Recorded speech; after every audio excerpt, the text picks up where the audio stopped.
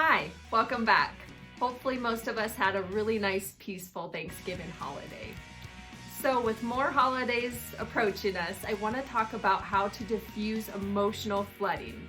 Now, emotional flooding happens when we receive an influx of negative emotions. So fear, guilt, anger, hurt, things like that. Now, I want to point out it's not necessarily bad to experience negative emotions, but it can be problematic when we experience emotional flooding. Let me explain why. Our emotions sometimes can trigger physiological changes in our bodies. So things such as a racing heartbeat, tense muscles, feeling flushed, or even our mind going blank. And this is problematic because then our bodies just don't work the same. So once we experience this physiological change, that can also impact other things such as our logic, our reasoning. We may become rigid or inflexible, and these things can lead to negative actions. So we get angry, we avoid, we run away, things like that.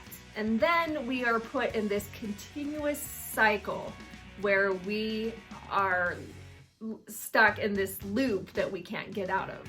So the goal is to get out of this continual loop. And I have 3 really effective things you can do to kind of help diffuse these negative emotions and break this negative destructive pattern. First, and this is probably the most important thing you can do, is slow things down. You can slow things down in 2 ways. 1, physically slow down your speech. We tend to race through things when we get angry or upset. So be very cognizant about how quickly you are speaking and try as hard as you can to speak slower. Second, postpone your response. When we do this, we take time to listen completely to another person's perspective.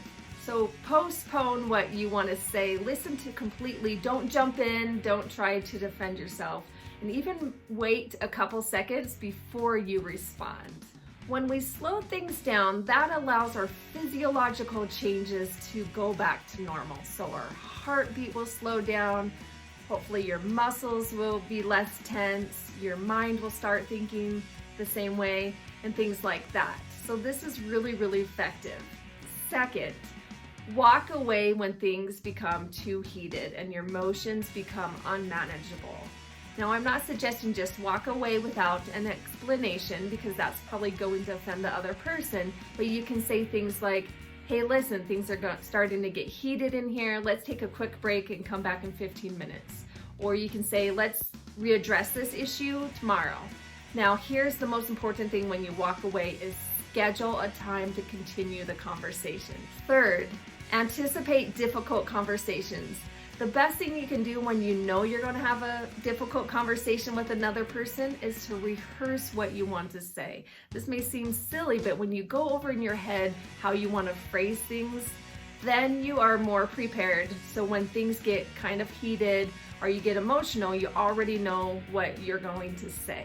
That's all I have for this week's quick tips. Join me next week for more quick conflict resolution tips.